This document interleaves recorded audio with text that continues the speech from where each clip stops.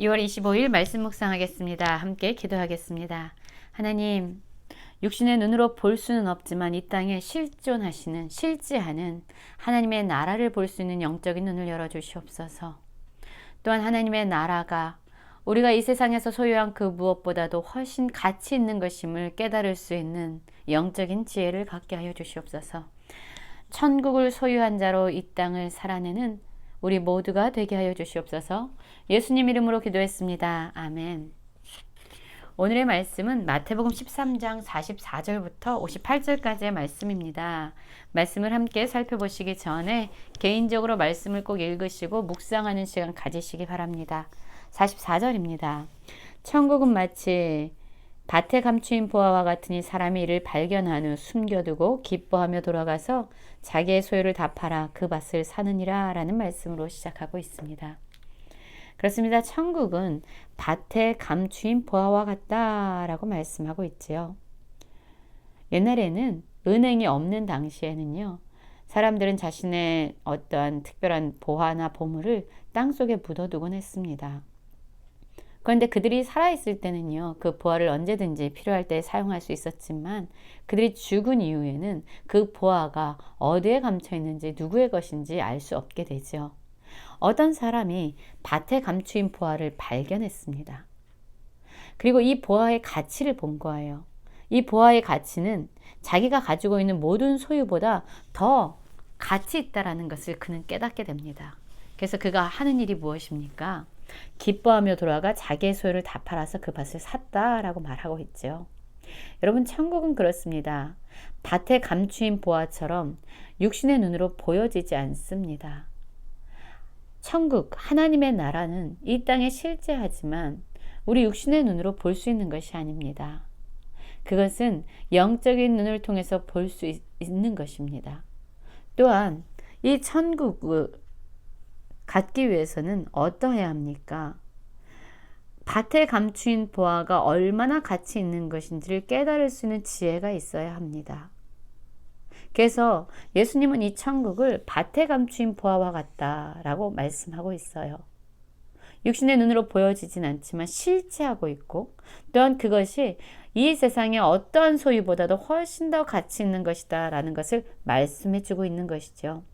45절에서도 천국은 마치 좋은 진주를 구하는 장사와 같으니 그게 값진 진주 하나를 발견함에 가서 자기의 소유를 다 팔아 그 진주를 사느니라 라고 말씀하고 있어요. 44절이나 45절에 공통점이 있죠. 무엇이냐면 자기의 소유를 다 팔아 사느니라 라고 말합니다. 그만큼 천국은요, 하나님이 다스리시고 하나님이 통치하시는 그 나라는요, 이 세상 그 무엇과도 비교할 수 없는 엄청난 가치를 가지고 있다는 것을 말씀하고 있어요. 우리의 모든 소유를 다 팔아서 얻는다고 해도 전혀 손해볼 것이 없는, 가장 우선순위를 두어야 하고 가장 가치 있는 것이다 라고 말씀하고 있어요. 우리는 어떠합니까? 육신의 눈으로 보여지진 않지만 이 땅에 실제하고 있는 하나님의 통치와 하나님의 다스리심을 우리는 보고 있습니까? 또한 그 하나님의 다스리는 그 나라의 가치를 우리는 알고 있습니까? 47절부터 보면은요, 천국은 마치 바다에 치고 각종 물고기를 모는 그물과 같으니 그물에 가득함에 물가로 끌어내고 앉아서 좋은 것은 그릇에 담고 못된 것은 내버리느니라. 세상 끝에도 이러하리라. 천사들이 와서 의인 중에서 악인을 갈라내어 풀무불에 던져 넣으리니 거기서 울며 이를 갈리라 라고 말씀하고 있습니다. 그렇습니다. 천국은요, 모든 사람들에게 열려져 있는 것 같지만 실상 그 나라에 들어가는 것은 바로 예수 그리스도를 믿고 예수의 생명으로 살아가는 의인들이다 라고 말씀하고 있어요. 그물에는 다양한 각종 물고기들이 잡히게 됩니다.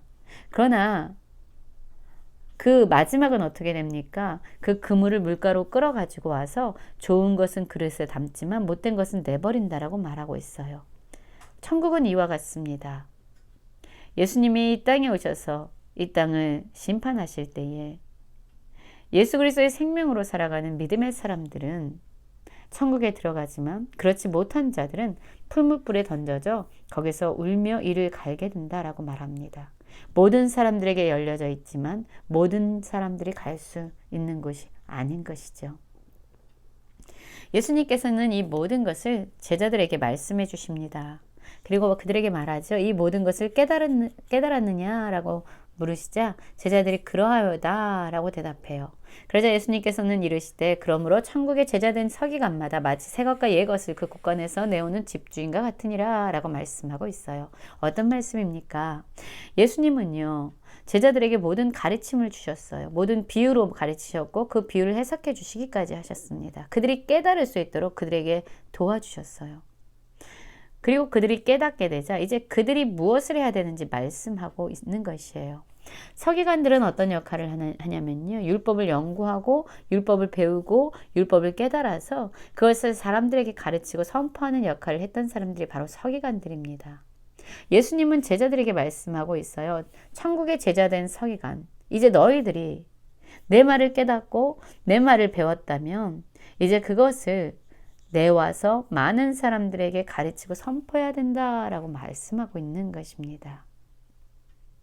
여러분, 우리는 어떻습니까? 예수님의 말씀을 듣고 배우고 깨달아서 그것을 다른 사람들에게도 알려주고 가르쳐주고 선포하는 그러한 천국의 제자된 서기관들로서의 역할을 감당하길 원합니다.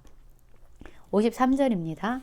예수께서 이 모든 비유를 마치신 후에 그곳을 떠나서 고향으로 돌아가사 그들의 회당에서 가르치시니 그들이 놀라 이르되 이 사람의 지혜와 이런 능력이 어디서 났느냐라고 말하고 있죠. 예수님은 고향으로 돌아가셨습니다. 여전히 거기서도 사람들에게 가르침을 주셨습니다. 예수님의 가르침을 들은 사람들은 너무 놀라워하는 거예요.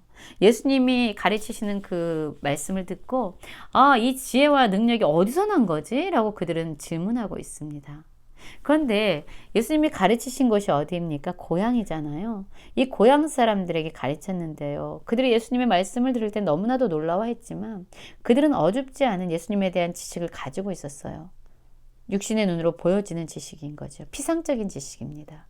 예수님이 누구의 아들이고 그의 어머니는 마리아고 그 형제들은 야고보, 요셉, 시몬, 유다가 있고 그 누이들 역시 우리가 다 함께 있지 않냐. 예수가 어렸을 때부터 잘하는 것을 우리는 다 알고 있는데 저 예수가 이런 지혜와 능력으로 우리를 가르쳐?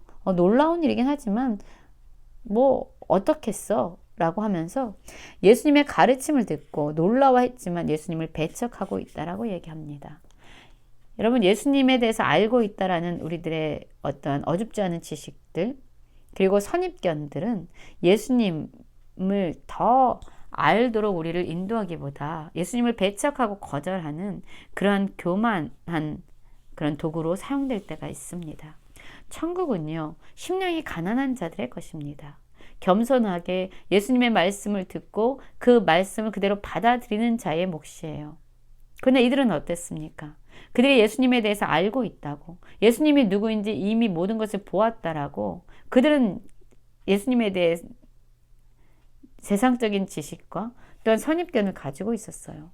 그 결과가 예수님을 배척한 것이었습니다. 그러자 예수님께서는 그들에게 얘기하시지요. 선지자가 자기 고향과 자기 집 외에는 존경을 받지 않으면 없느니라. 무슨 말씀입니까? 자기 고향과 자기 집에서 선지자들은 존경을 받지 못한다는 거예요. 왜냐하면 이 고향의 사람들과 자기의 집 사람들은 예수님이 누군지 다 스스로 알고 있다라고 스스로 속이고 있기 때문에 예수님을 존경하지도 않고 그분을 영접하지도 않는다는 거죠. 그 결과 예수님은 거기서 많은 능력을 행하지 아니하십니다. 왜냐하면 그들이 예수님을 믿지 않았기 때문이죠. 그들이 예수님을 알고 있다라는 스스로 속이는 그런 교만함으로 말미암아 예수님을 믿지 않았고 불신했고 그 결과 예수님의 많은 능력 행하심을 그들은 볼 수 없게 됩니다. 이것이 바로 심판이지요. 여러분, 우리는 하나님이 다스리시는 나라를 보고 있습니까? 그 나라의 가치를 알고 있습니까? 우리의 모든 소유를 팔아 그 나라를 얻을 만하다라고 우리는 생각하고 또한 그렇게 살고 있습니까? 또한 우리가 가지고 있는 그러한 얄팍한 지식으로 예수님을 다 아는 것처럼 스스로 속이고 있지는 않습니까? 그래서 예수님의 많은 능력과 많은 역사하심을 경험하지 못하고 있지는 않습니까? 겸손한 심령으로 예수님의 가르침을 듣고 겸손한 마음으로 예수님께 더 나아가서 예수님의 능력과 예수님의 역사를 경험하는 누리는 모든 성도님들 되시길 간절히 기도합니다.